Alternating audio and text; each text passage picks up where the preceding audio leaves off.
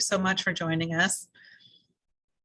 My name is Teresa Gelati, and I'm the Director of the Washtenaw County Office of Community and Economic Development. I'm here with Caitlin and Nebo from our team, and really happy to have this time with you all to talk about the new Human Services Partnership. I know this is new. We've been talking about it for a while. I know many of you came to our community sessions last summer, so thanks for going on this ride with us as we've worked to develop kind of our new framework for investing and supporting new human services in the county. We're going to go, there's a little bit of a slide deck that I'm going to run through, some background, sort of talking about the 3 funding rounds all together, because this is just the first of 3. And in some cases, it'll be a perfect fit for some of you, and others it won't, but there likely would be a different funding round that might be better suited. So just kind of want to give you a sense of those so you can think about what's the right fit for your agency. And then we'll kind of talk through some of the submission requirements, as well as some of the technical components. This is, we're asking people to apply through Foundant. Some of you may be familiar, so we'll make sure that you know how to access it and get in there and have everything be working smoothly, because I know it's always a little bit stressful as it gets close to those deadlines. So we're going to run through that. There'll be tons of time for questions, but please drop them in the chat too. And if I can cover them while we're on that particular topic, I'll do my best to do that, but we'll make sure we get through them all. We're also collecting all your questions, recording this session as well. We'll post it online. The one from Friday is already up. And we're getting all of your additional questions in and making sure that they're posted for you by Monday. So we'll go through a lot of that. Don't worry, I'll say it all again, and we'll keep going. So Caitlin, if you wouldn't mind opening up the slide deck, I'll get started. And it's really nice to see a great mix of new and old faces. So lovely to see you all this afternoon. So I mentioned that we're going to be talking about the safety net grants. That's the funding round that's open currently. It's one of 3 different funding rounds. Although, hey, Caitlin, it's a white screen right now, so hopefully you can help us out with the slide deck. We'll try that again here, just a moment. Yeah, sorry about that. We'll figure that out. It's only been how long since we've been Zooming? We still have those glitches. No worries though. I'll just do some in the background. So as you know, coordinated funding ended last year. I think isn't it terrible that I can't remember all the details anymore? No, I'm sorry. When it did end, we did 2 6-month extensions while we worked on this new Human Services Partnership. Thanks, Caitlin. We'll go to the first slide. As that ended, you know, the Washtenaw County, the Washtenaw Urban County, and the City of Ann Arbor also took it as an opportunity to think about what we really want to do intentionally related to a new Human Services Partnership. And at this point, it is currently just those 3 public partners that are involved in it. We wanted to reorient it in some ways, and so we'll be talking about that here in just a moment. But today I'll be making sure to go through some of that background, the details about the safety net grant info and eligibility, the submission requirements, some expectations we have of grantees related to the use of an outside evaluator, and then lots of time for next steps and questions. All right, next slide. So as we re-envision what we want to be doing with the new Human Services Partnership, it was really important that we did a couple key things. One is to really focus on putting equity throughout the process from start to finish, whether it's on the application side, having community reviewers, working with an outside evaluator that while they help folks develop outcomes are also building capacity with the agencies, as well as reviewing the applicants and supporting them through a equity self-assessment. So we have a lot of pieces of equity through the process. And we're also turning the focus for all of our investments on addressing the root causes of poverty, racism, and trauma as those root causes of inequity in our community. So to get there, as we were developing this, we decided we wanted to do multiple funding rounds and that they each have slightly different goals. The safety net goal is really to maintain the basic safety net services around emergency food access, housing and homelessness supports for those who are at risk of losing housing or homeless, child care for those, again, very low income that wouldn't have access to it, and then access to healthcare. And we'll go into that in a lot more detail here in just a minute. So that's a safety net round. We also have a mini grant round focused on trying out new ideas and working with potentially new agencies, and a high impact fund. Again, 3 different rounds working together, but 3 different opportunities for funding. And again, we'll talk a little bit more about that later. We are going to be using community reviewers for the safety net and for the other funding rounds. We're actually requesting help in finding reviewers. So that's on our webpage if you want to take a look at that, and encourage folks to apply. You don't have to have any experience. If you do, that's great. If you don't, that's fine too. So we want to make sure that there's a large range of folks that are reviewers that represent our community, potentially folks who've used some of these safety net or other services. So we're really excited to have a broad range of reviewers helping us make the recommendations on the applications. We've selected an outside evaluator to help us with this process, the University of Michigan School of Social Work's Program Evaluations Group. They go by PEG. It's not a person. It took me a minute to realize that, but we're really happy to work with them. You probably will notice as you go into the application that we're not asking you really for outcomes yet, because we're going to have anybody who is a grant recipient work with them to help see what metrics or information you're already collecting to decide what the appropriate outcomes are, to really co-create those and then report them out on a regular basis. So we're really excited about that component. And I'll be talking more about that too. And the other piece of this is we're trying to increase accessibility, try to simplify the application. You'll tell us if we were successful or not, I'm sure. So please do one way or another. This one will be, they'll all be a little bit different, right? The safety net, we're trying to look in those 4 key areas. The mini grants will be a much more simplified application, and the high impact funds will be wanting more information. So they'll be a little bit different, but in all of the funding rounds, we are hoping that it's accessible for you all, that you have access to the information you need to do a solid and quality application, and that we can support you along the way. The last piece of kind of the new framework is that we are hoping that we've designed it in such a way that we can be adaptable. If we've learned anything from the pandemic, is that needs change. You can't always plan for everything, something we knew, but boy, did the pandemic really drive that home. So we want to make sure that to whatever extent we can flex, sort of be responsive to changing needs.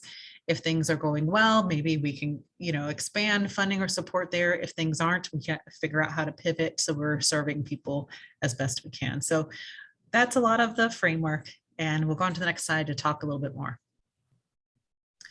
So I mentioned these 3 funding rounds. They're all scheduled to happen in 2022. And I know this might be challenging depending on your fiscal year, but our tentative plan is to, as you know, the safety net round is open currently. The mini grants we're planning for this summer, and the high impact grants are scheduled for fall and winter. The one thing I want to point out that both the safety net and the high impact grants are intended to be 5-year commitments. So there, we will be expecting a lot, but then we'll be committing, providing that same commitment of a 5-year commitment to those things. And in the safety net, we're talking just on operating funds for you to deliver those specific safety net services. So we're not going to need all the details about the programmatic pieces. We're going to be looking to providers in those key areas that deliver those basic safety net services and can continue to do so over the 5-year period. The mini grants are going to be annual. And as I mentioned, we're hoping to start that this summer. And the intent of them is to try out new ideas. Maybe there's something that you've just never had the funding to do. Not sure if it'll work. It's okay. The thought is that it could be a little bit more high risk, potentially high reward, but maybe not. And it's okay, because it's meant to be a small investment to try out an idea, perhaps you're a new organization and you're still getting your legs under you, want to make sure that you can deliver the services the way you think. All of those things are free game for the mini grants. And so those are going to be a smaller investment. So let me tell you what the investment levels are for those three as well. For the 5-year safety net grants, we're expecting those to be between $200,000 and $300,000 a year. So like I said, we're looking for people who will deliver those safety net services that are maybe even a system player in those cases that you are one of the main providers of the safety net. That's why we should be investing in you. The mini grants are intended to be around $30,000, $40,000, $50,000 for a 1-year grant. Again, to try out that new idea, that new program to maybe you're new in the work and you're trying to see if you're able to do everything as well as you think, and you probably are. So we'll be able to see if we can work that out. And then the last one, the 5-year high impact grants, that's another big commitment of about $300,000 a year for 5 years. And with that high impact grant, we are going to be specifically looking for folks to be sort of really changing the base condition of the folks that they're working with. So we're going to be looking for some serious outcomes and improvements throughout that time. There would be a strategic planning year that's built in to give a little bit of time, and then expected some scaling up, but there is the expectation. So I just want you guys to know that. So it's exciting, but it'd be a big investment for your group or agency around that area as well. All right. That's a lot of information already. We're only on the second slide. Sorry, folks. Let's keep going. So right now we're in the safety net round, and I mentioned the 4 areas: emergency food systems, housing and homelessness, health and basic medical needs, and childcare. Generally, we're looking for folks that, because they're safety net, that you're delivering these services. This is the work that you do in one of these areas. You would only be able to apply in one of the 4 areas. So if you're an agency that kind of does a little bit of everything to a particular group, it might not be the right fit in this particular funding round, right? But if you are in that emergency food system and you're help delivering maybe food, through food pantries, home delivered meals, or some mass food distribution, then you would be perfect for this. If you're in the housing and homelessness and you're delivering permanent supportive housing, rapid rehousing, shelter, or other short-term transitional housing that could include case management, that's it. If you're not sure if you're delivering those services, you might not be the right fit. So we are looking for people doing that particular type of work.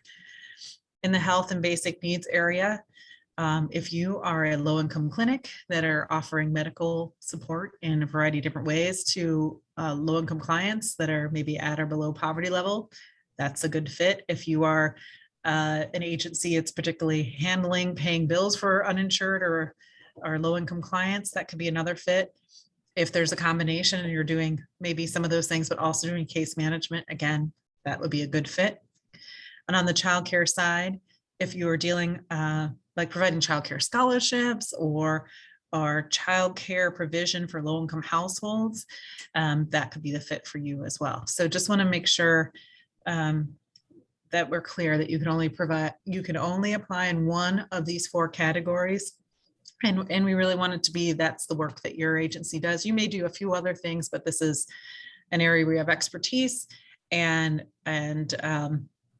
yes, and this is sort of the bread and butter of the work that you do in supporting the safety net. Let's go on the next slide. So another way maybe to think about it is that your organization is delivering maybe system-wide safety net services. So either you are part of the bigger system of maybe emergency food delivery, or you're connected to a few other agencies that are the providers of like low-income healthcare, right, at clinics or other locations, so that you are really connected to, again, providing that safety net basic need support. We'd like folks to be focusing at or below the poverty line. We know that maybe you're serving people a little bit higher because you might be getting some other grants that have income restrictions that say maybe you're at 200% of the federal poverty level or at a certain area median income. And that's fine if that's part of it, but also that you're serving folks at or below the poverty line. As I mentioned earlier, The grants are expected to be between $200,000 and $300,000 annually, but a 5-year commitment. The funding that we would be providing, we wouldn't necessarily be tying it to a specific program. We would provide it as operational support, knowing that you are delivering this particular safety net service, whichever category that you're in. We do require that applicants either be a 501c3 organization, or if you don't have that particular status, that you are partnering with another agency that can serve as your fiscal agent that is a 501c3 agency. If you fall into that category and you're wondering who might be a good partner, feel free to reach out and we can brainstorm or maybe suggest some folks for you to connect with. All right, let's get into some of the submission requirements. So I mentioned that we're using the Foundant system, and Caitlin will tell you a little bit more about it, but we're using some of the screenshots here, just so if you haven't been in the system yet, you know a little bit of what to expect. So for things, for example, when you're uploading some organizational documents, you literally will be uploading them. So you might want to pull together some of those PDFs or Word documents and put them in a folder so that it's pretty easy when you're in the Foundant to hit that upload document and then share your 501c3 status form, right? Upload your organizational chart. If you've had a previous grant monitoring from a local, state, or federal funder, we'd want to see what those results are. If you haven't, you could just let us know that you haven't. And I did want to note, we did make a change. We had some great questions around whether or not an audit is required. It's only required if your agency has more than a $500,000 budget. Caitlin, you can clarify if I had that right. Yeah, that's correct. That's what we changed it to. Okay. If it's below that, there's some other documentation that you can provide in lieu of an audit. Okay, next slide. Some more of the submission requirements, including information about your agency, just a general description about what your agency does, your mission or vision, and previous funding. Obviously, contact information we'll want to see. That would be helpful. Next slide. And in that case, as you're adding text, you can cut and paste from other documents that you might have, but you don't necessarily have to upload that. This is probably the key information that we're looking at and the community reviewers will be looking at. So I mentioned the 4 categories for the safety net services. And so I think when I kind of go back through the RFP, this is the key area to sort of have you tell us the role your organization plays in the safety net. So if you're not a large system actor, well, what population are you serving that's unique or essential to fund? And that if we were not funded would, negatively impact the safety net or those services to a particular group of low-income folks. So try to do your best here to sort of detail what your role is within the safety net, describe the different types of services and the goals of those services, how you're reaching those low-income communities, especially those who we know often aren't served or there's impacted by racial or geographic disparities, and to whatever extent that you're coordinating, doing referrals or other sorts of interactions with other safety net or human services providers. Next slide. Some other requirements, we do want everyone to take a look at the opportunity index. It's pretty explicit about showing the areas of the county that have low or very low opportunity. And so it'd be great to have you take a look at that and explain how, who are you serving? Is it folks in those areas? If it is, then great. And you can talk a little bit more about the different demographic groups or populations that you serve. If it's not, then there might be something unique. The opportunity index is by census tract. So maybe you're working in a particular building with a very specific low-income population that maybe generally is in a higher opportunity area, but this building is completely a low-income group and that you want, and there's plenty of reason to be serving them. So just tell us kind of how it fits or doesn't fit with that.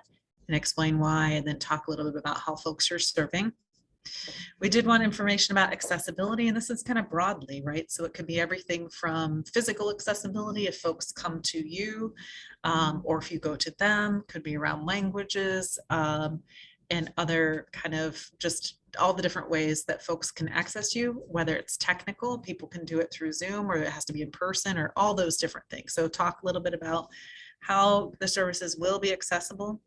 And then we'll need some information about your budget, the overall budget for your agency, the budget within the safety net area. And that'll be what we're looking for. There is a template that you can fill in for that. Okay, next slide. So I mentioned that we're working with the U of M School of Social Work's Program Evaluations Group.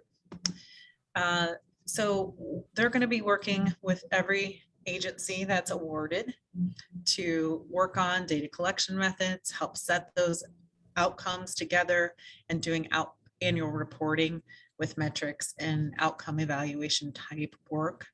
They'll also be able to assist with some capacity building. So if it's not an area that you've developed, they'd be able to sort of assist and be like, here's all the information that you're currently collecting. So let's see how we can pull that into a report, set some outcomes that are real, that are relevant, and help you get from your data to talking to how do you report about the outcomes. So we're very excited about them being involved in that piece of it.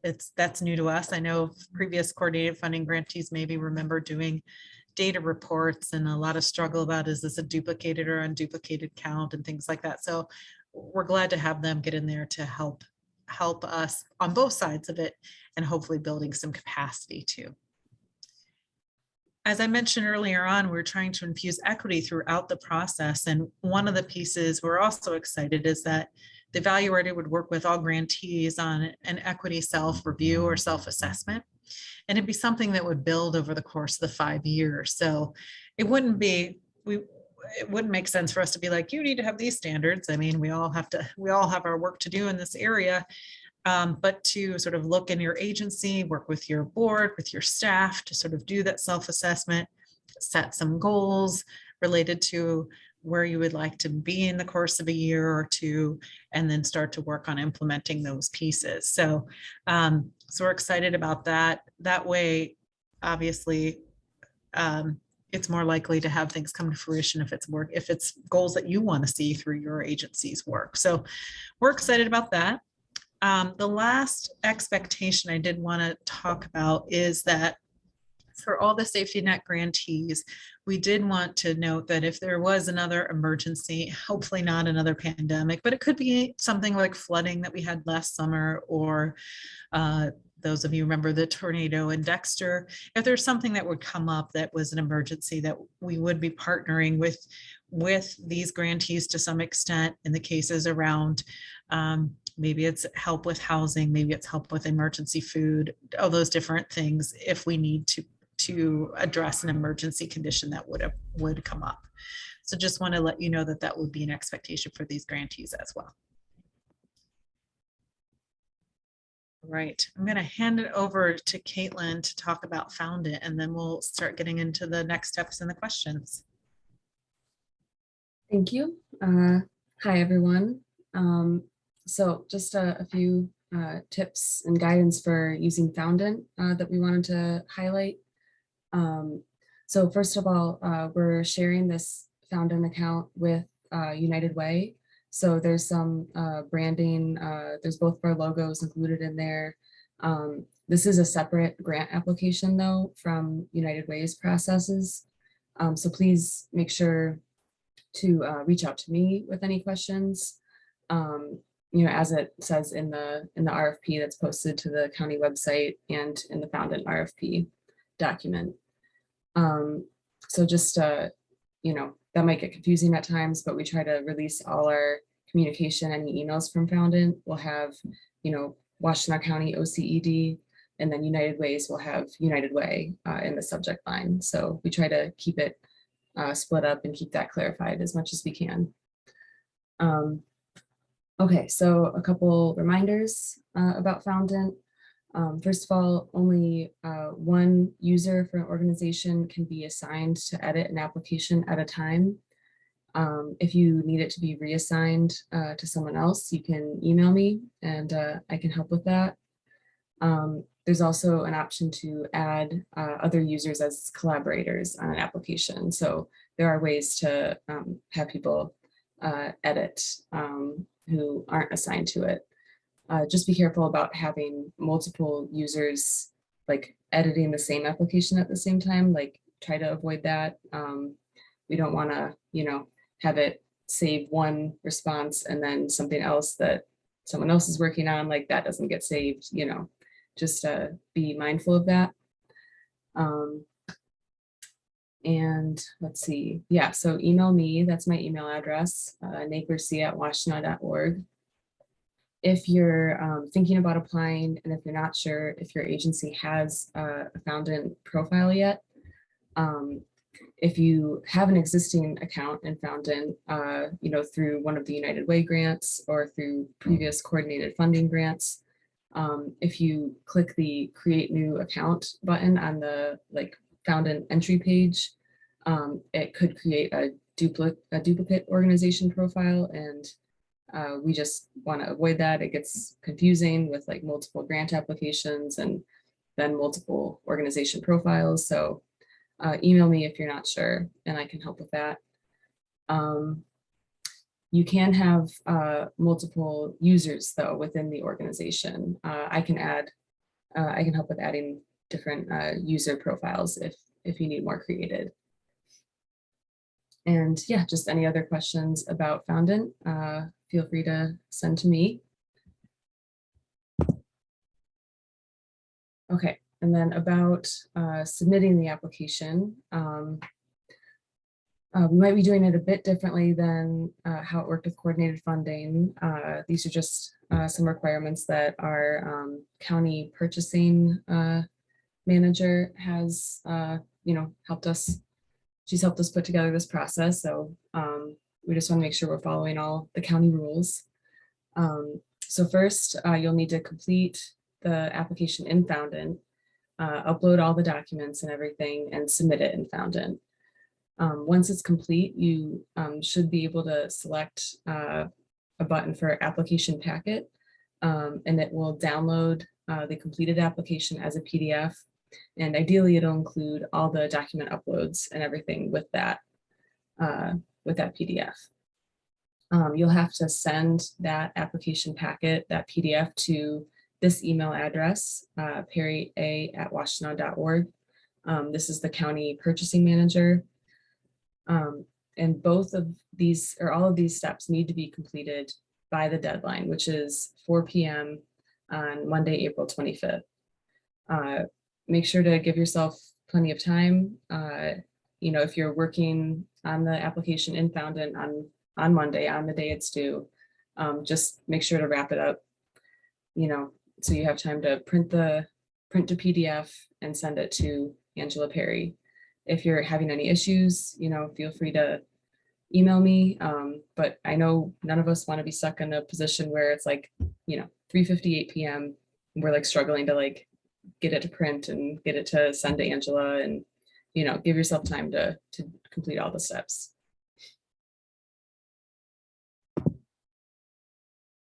Okay, and then back to you, Teresa.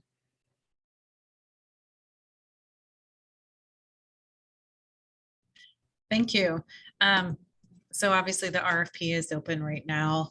There are a few more days to submit questions. Like I mentioned, we are recording this, so we can always come back to it, but make sure you get your questions into Caitlin by Wednesday. We don't care Wednesday. Hopefully you're not up at midnight thinking about this RFP, but if you happen to get it in, that'd be great. And we'll make sure that we get them all posted online by the following Monday. So questions, last day for questions is this Wednesday, and then we'll have them all posted on Monday and we'll send it out to everybody who's on our email list and anybody who's come to any of the info sessions too, so that you have those. I just Caitlin, clarify. Yeah. Sorry, I want to clarify one thing with that. This is mostly for content related questions about the RFP. If you're having technical problems with Foundant, please email me, even if it's after that date, because I know obviously people will be working on the application in Foundant for a few more days after that. So yeah, questions due by April 13th. Mostly questions related to the actual like content of the RFP. Thanks for the clarification. Yes. As Caitlin mentioned, applications are due in Foundant and mailed to Angela Perry by 4 p.m. Yeah, I'm going to remind you that a couple more times just in case, because I always think either 5 or midnight. So we're not trying to trick you up. 4 p.m. Then we're going to be, like I mentioned, we're recruiting community reviewers now. So we're hoping to bring them on board in early May, first week, probably going into the second week a little bit, to review the applications and make recommendations. Because this is city and county funding, it will have to formally go to both the Washtenaw County Board of Commissioners and the Ann Arbor City Council for their approval.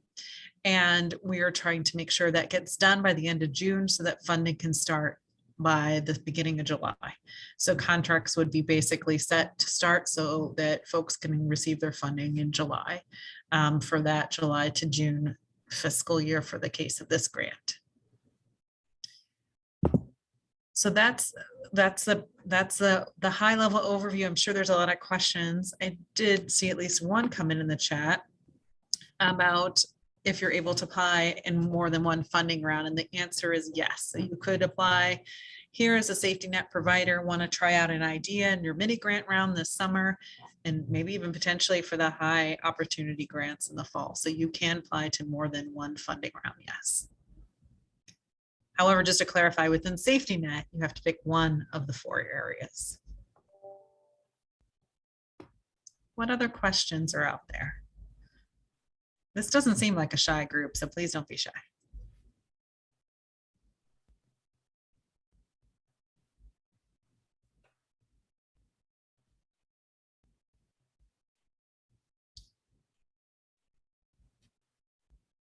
Caitlin or Neville, can you think of a few questions we had in the last one that maybe might be relevant to bring up?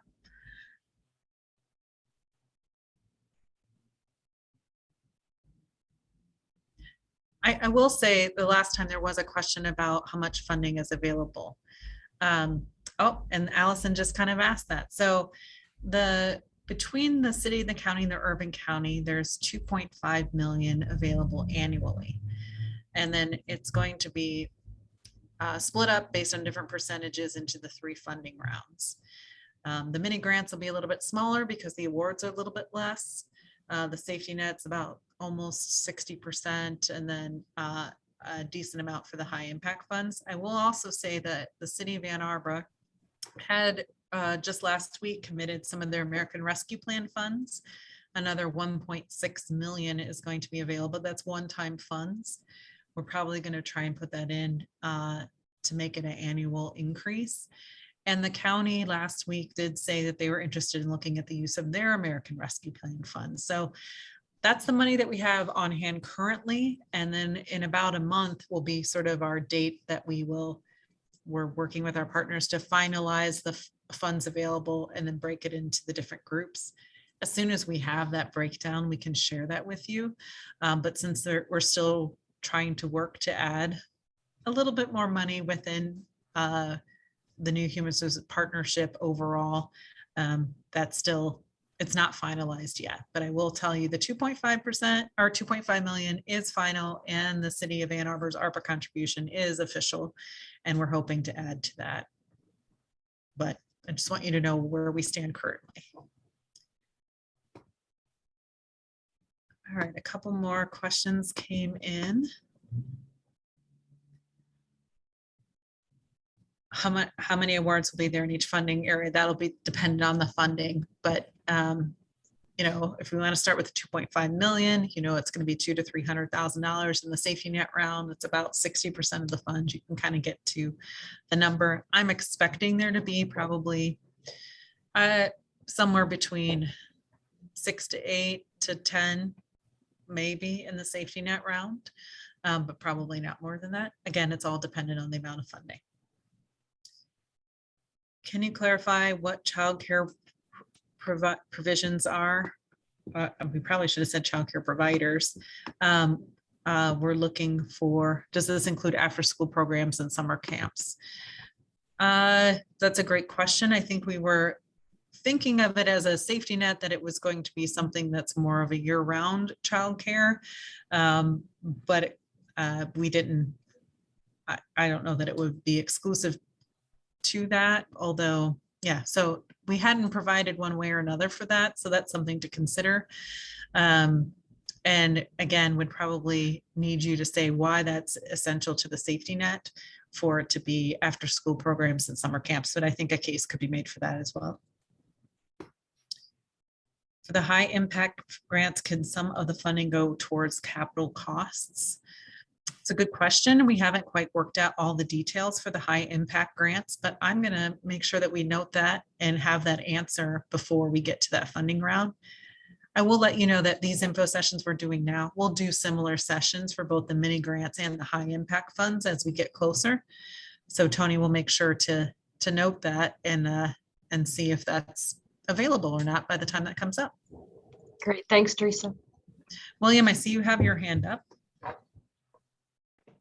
Yeah, this is Will Purvis from the Ann Arbor Center for Independent Living. And for those of you who don't know, we work with people with disabilities across the county in a wide variety of capacities.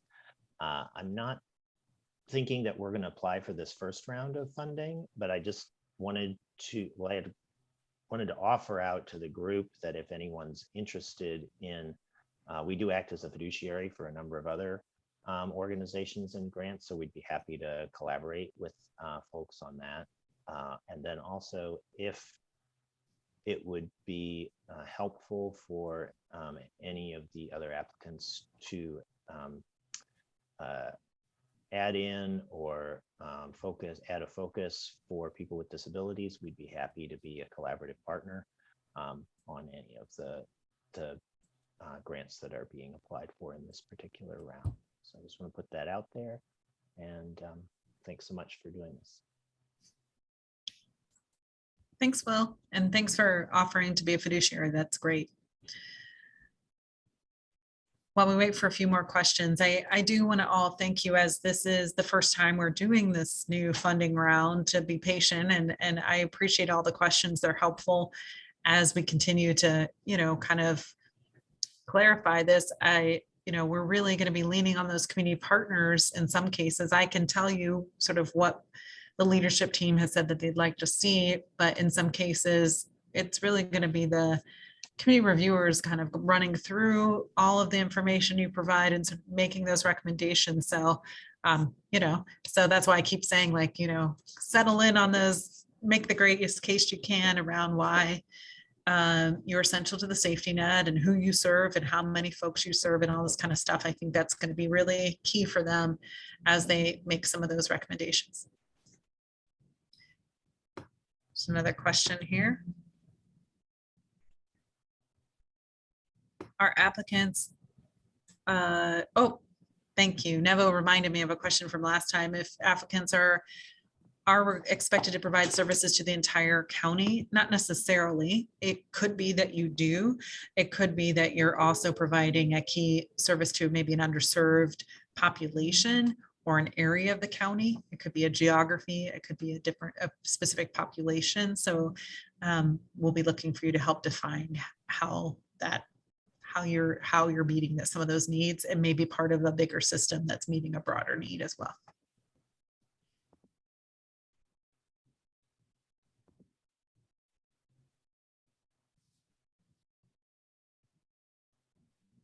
Any other questions? I'm getting a warning about a low battery. I'm just going to tell you, hopefully I'm going to make it, but if something happens, just so you know.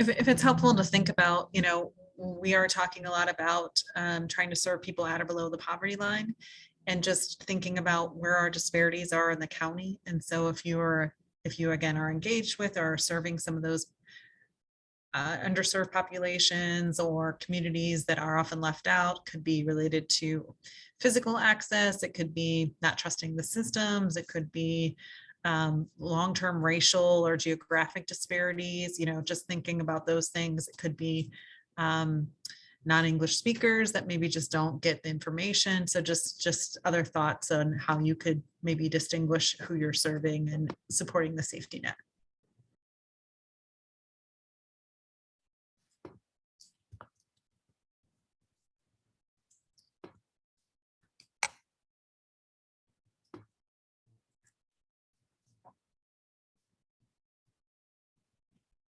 Okay, a couple more questions. Can this be used to expand services or only for existing services? Great question. I think, we're looking for existing service providers. If for some reason it allows you to expand services, I think that would be okay, but it's not necessarily meant to. As I mentioned, this is considered to be operating funds for people that are delivering those safety net services currently. So I guess it could be either. I know last time someone said, well, what if we don't need $200,000 to $300,000 a year? Can we request something less than that? And you can, because this is the first time we're doing it. So for some reason, again, you are providing this safety net service in one of those areas, but maybe your agency is smaller, very niche, maybe you need less. I think that's fine. And we'll find out how that all goes. But yeah, you don't have to feel, if for some reason you need less, you can definitely tell us that you need less. Teresa, Yes. I just had a question. So it's 200 to 300,000 per each year for 5 years. Yes. That is amazing. Okay, thank you for sharing that. I'm really excited about this opportunity. It is. And I just, I think the trick is we really want to commit, but it does mean less grants. And so I'm just, that's kind of the key. And that's why I say, like, make a great case for yourself, because if you are, that's a 5-year commitment. If not, we'll try and see if we can connect you in one of the other rounds. So Thank you. not you specifically, but agency. Okay. Thank you. Sure. Jeremy. Hi, regarding the amount to request, let's say you request 300,000 because you could use it, but there's not that amount available. Would you potentially say, we can offer you 200,000, or is it better to, kind of shoot for a smaller amount? I don't know yet, since we've never done it before. I appreciate you going for the strategy. I think, as I mentioned, like, the intent was to try and do this long commitment. This is a partnership for these safety net services. I think that probably what will happen once we get a final word of all the funding available, we're going to try and do our best to maximize that. But there may be cases where we say we cannot do 300, but we could award you 200, and it would be some of that. So just, that's what I'm expecting to happen, but I don't totally know for sure. So sorry, I can't be more deep. Thanks.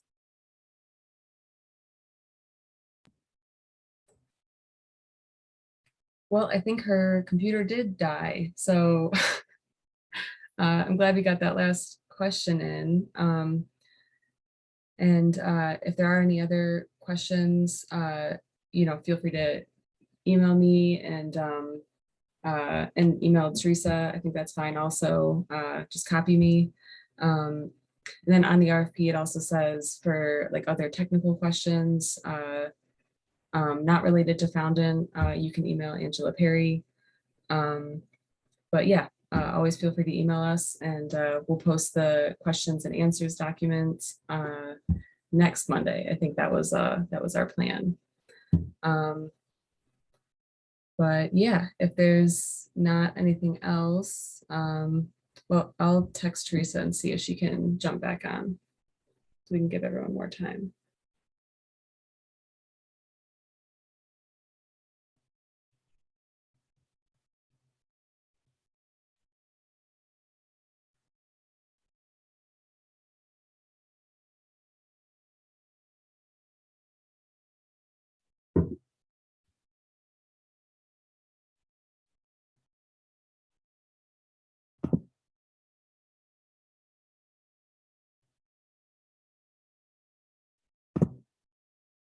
Oh, Teresa's joining. So if anyone has any other questions, she's getting back on.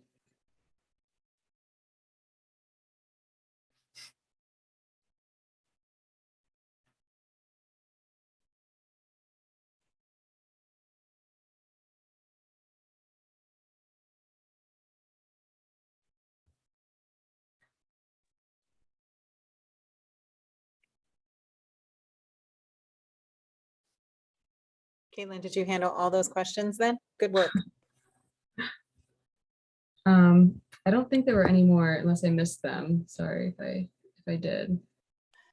That was kind of dramatic. Sorry, everybody. Happy to field any more. We've got another 12 minutes left if folks have questions.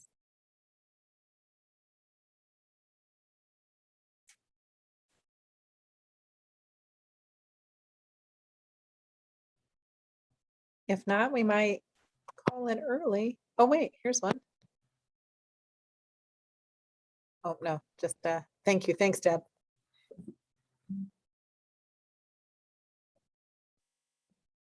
Okay, last call for questions. Remember, you can email Caitlin at naglerc@washtenaw.org until Wednesday. We'll get this posted on the new Human Services Partnership page probably later today. If you want to check it out, you can see Fridays online as well. And look forward to your applications. Thanks everyone for joining us today. Take care.